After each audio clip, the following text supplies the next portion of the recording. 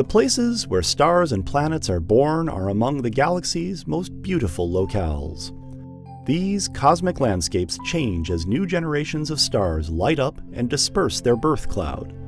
But the youngest stars seen here are already perhaps 1,000,000 years old. Hardly toddlers.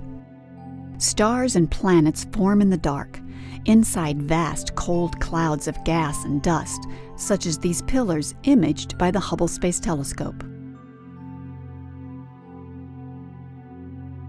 The dust is so thick we can't see the infant stars inside, at least not with visible light. With infrared light, Hubble can see through all but the thickest dust.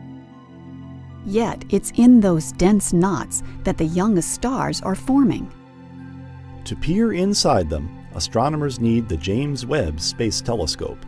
With a mirror larger than Hubble's and performance optimized for the infrared, Webb will give astronomers their closest look yet at stellar birth.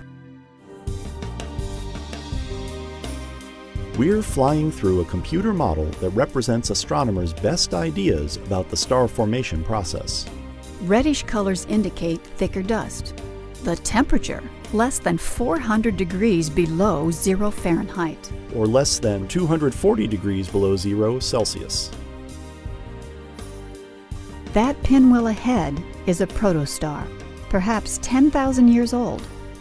Protostars arise when a dense knot of dust, less than a light year across, collapses. But the details of the process are not well known. Elsewhere, smaller Earth-sized planets may take shape. At least, that's what scientists think happens. It will take the Webb telescope's keen infrared eye to see what's really going on in the cold heart of stellar nurseries.